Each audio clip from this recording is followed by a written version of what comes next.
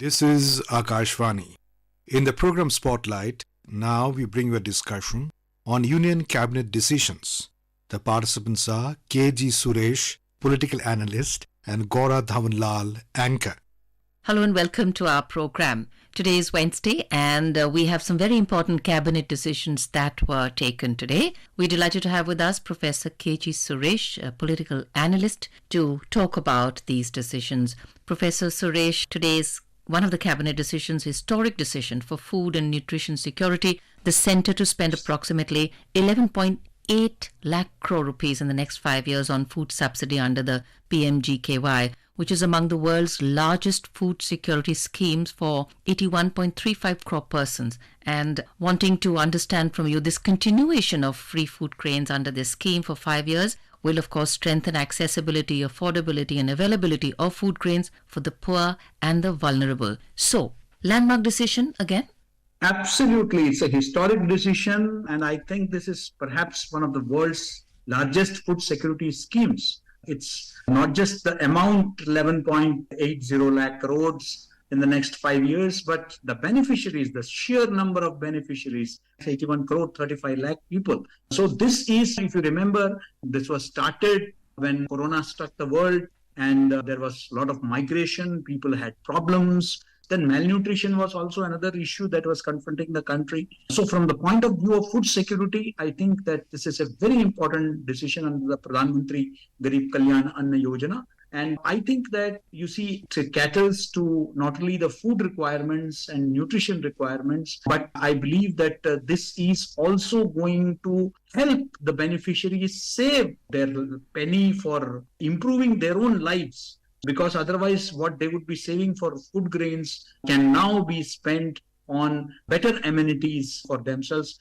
And there are, of course, a lot of other schemes such as Ayushman Bharat, Pradhan Mantri Awas Yojana, which is also aimed at ensuring that, during Amrit Kal, when we reach the final stage of our 100 years of independence, we are a developed country. Somewhere that is there in the mind when these programs are being formulated. And I believe that this is going to immensely help the poor people and vulnerable sections in mitigating their financial hardship. Professor Suresh, whenever there's a conversation about, whether the scheme should be extended and do we include more beneficiaries, there's always the other side which says there is also a cost to the exchequer. So here, if you do a cost-benefit analysis, the benefit you believe is far outweighing the cost? Well, if you remember, we had this problem of starvation deaths in this country. We had the infamous KBK districts in Odisha, the Kalahandi, Bolangir and Koraput districts. We had stories of starvation from Vidarbha, from Bundelkhand. We had Bimaru states. And we had major schemes like Garibi Hatao. From there, today, we are in a state where we are exporting food grain. So much of the scenario has changed. And it is important that a large segment of our population, when it comes to their food security, that has to be taken care of so that the country comes above that poor, underdeveloped stage that it was in. It is a developing country. We are looking at an emerging India, which is acquiring its rightful place under the sun. And it is important that the large segment is taken care of, their aspirations are taken care of. And I'm sure that this food security is one of the major issues in anyone's life. And if that is taken care of, because you have seen situations like the Corona, where we have seen a massive drain on the resources. We have seen how people have lost their employment, how they have been driven to penury. And I think that these kind of provisions, such as free food grains, are going to ensure that our population doesn't face any such problem in the coming future. And thus, I think that in terms of social security, because even in the West, a huge spending is made on social security. Right. And rightfully in our country too, I think that all amount is justified when it comes to social security. And also, I think somewhere when we look at, it's a commitment even in our constitution to provide a life of dignity and access to food and nutrition. In fact, nutrition is the basic building block of a healthy young population, a population where we're looking to reap a good demographic dividend. So it's a huge investment, and education is definitely secondary, but good nutrition is critical. And your point, absolutely, Professor Suresh, is well made. Coming to another decision, the cabinet has approved the Pradhan Mantri Janajati Adivasi Nyay Maha Abhiyan, and this is a total outlay of 24,104 crore rupees, and with a focus on 11 critical interventions through 9 line ministries. Yes. So could you please throw some light on this? Yes, I think that the whole idea is to improve the socio-economic conditions of the particularly vulnerable tribal groups. So this mission has been launched, and this will in a way saturate these households of the vulnerable tribal groups with basic facilities such as safe housing, clean drinking water and sanitation, improved access to education, health and nutrition, road and telecom connectivity, and sustainable livelihood opportunities. So this, over the next 3 years, about 15,000 crores are going to be spent under the Development Action Plan for the Scheduled Tribes. Today, we find that the government's commitment is not just a symbolic, but it is about strengthening tribal communities, making them self-reliant. So you have only on November 15th, we celebrated Birsa Munda Jayanti, or what is also now known as the Janjati Gaurav Divas. The whole idea is to instill in them a sense of pride, but at the same time, economically and socially strengthen them. And these interventions in very key segments, right, like provision of pakka houses, piped water supply, mobile medical units, construction of hostels, particularly for the girl children, vocationalization and skilling, energization of the last mile connectivity, solar lighting. And of course, today in this era of telecom revolution, when even education has gone online, taking mobile towers to the remotest corners of the country. I think that this is all taking technology to these places, but at the same time, empowering our vulnerable tribal communities. Right. Professor Suresh, what do you think in terms of, so we have outlays and we have to link them to outcomes. Do you think we have a developed structure, infrastructure, a delivery mechanism to make sure that this actually goes down to the last mile? That is the whole idea, you see.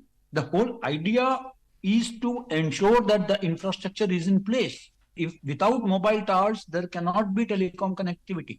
And without telecom connectivity, you cannot expect to enable these vulnerable population to access e-governance, e-mandis, and education. So to ensure this happens, you need to have the infrastructure in place. If we are expecting them to be healthy and not to fall prey to diseases, we need to give piped water supply to these areas. This is important. If they don't have to be vulnerable to the calamities of nature, they need pakka houses. So the entire emphasis of this entire program is to ensure that the basic infrastructure is in place. Right. So when we're talking of particularly vulnerable tribal groups, the PVTGs, we also now talk about another decision which is also help to the marginalized sector, which is, I think, women. Of course, this sector is fast coming up, and I think women are taking their place in different spaces and phases of the country's growth and development. The cabinet has approved the central sector scheme for providing drones to the women self-help groups. How important do you think this decision will be to make women an important part of, particularly in actually making agriculture an important source of livelihood for them? I don't see this as a standalone program only for women. In fact, this is taking technology to the agricultural fields, taking technology to the farmers, taking technology to the rural areas with women as the medium. So this is not just, kind of taking care of women. It is also taking care of the rural areas, the farming sector. So I look at it more as a multi-purpose scheme. Of course, the delivery is certainly being made with the help of self-help groups of women. And that way their incomes are going to increase. But at the same time, how technology, the power of technology can be utilized to benefit our women, our farmers. This is also one of the major issues that this intervention is going to address. Right. So this decision also speaks about, women SHGs and lead fertilizer companies and the relationship to provide technological support, mechanical support. Could you share a bit of that with us, please?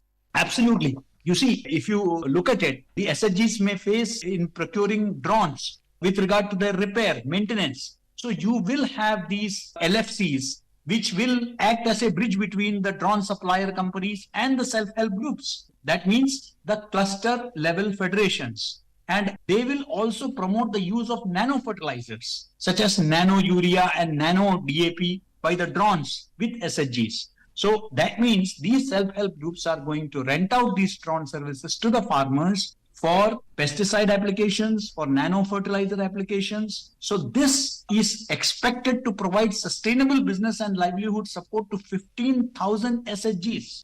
And it is expected or estimated that they could earn an additional income of at least 1 lakh per annum. Today, you have so many schemes wherein the whole idea is DBT or direct benefit transfer so that the middleman is weeded out of the system. So I'm sure that this scheme is going to help empower women in a big way. Absolutely. Coming on to the next decision, as a part of the government's priority towards ensuring the safety and security of women and children, the Cabinet has approved the continuation of a centrally sponsored scheme for fast-track special courts for a further of 3 years. So another empowering decision, particularly for women and linked to the justice system? Yeah, absolutely. This decision to set up these fast-track courts were made in the aftermath of the Nirbhaya incident. And because the entire country and of course the government is seriously committed to ensure that our women, our daughters, they are safe. You have seen a lot of instances of torture, of atrocities perpetrated against our women.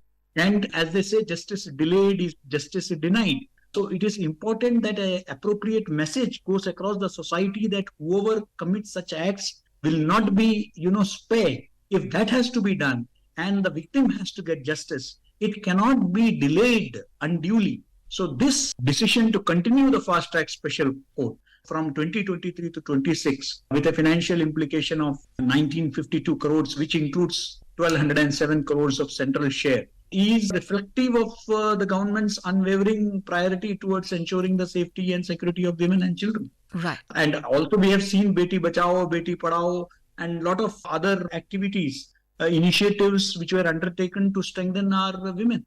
Right. Professor Suresh, we want to now briefly understand from you the implications of this Cabinet's approval of the terms of reference for the 16th Finance Commission. Yes, absolutely. Well, as you know that, it is the Finance Commission which decides on the distribution between the union and states of the net proceeds of tax. So as per those provisions, we so far had the 15th Finance Commission. So now we are going to have the 16th Finance Commission. And wherein today what the Cabinet has done is prepared the terms of reference, which of course includes not only the distribution between the union and states, but also the principles which should govern the grants in aid of revenues of states out of the Consolidated Fund of India and the sum to be paid to the states by way of grant in aid of their revenues under the constitutional provisions. This commission will also define, explain, elaborate on the measures needed to augment the consolidated fund of a state to supplement the resources of the panchayats and municipalities, because we believe in democratic decentralization and panchayats are a very important part of that. So it is important to ensure that panchayats and municipalities also get financial strength to carry forward their agenda. And of course, besides this, commission has also been mandated as per the terms of reference, which were approved today, to review the present arrangements on financing disaster management initiatives. Okay. And this is also there, and it has been asked to submit its report by 31st October 2025, covering a period of 5 years commencing from April 2026. Right. Professor K.G. Suresh, thank you so much for coming on to our program today. Thank you. It was a pleasure. You were listening to a discussion on Union Cabinet decisions.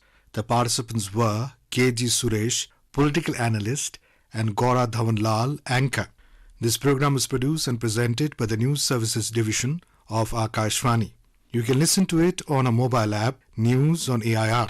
This program is also available on a YouTube channel, News on AIR Official. You may share your feedback about this program through email at airnsdtalks@gmail.com or WhatsApp on 9289094044. ये है आकाशवाणी और आप सुन रहे हैं gold 100.1 पर।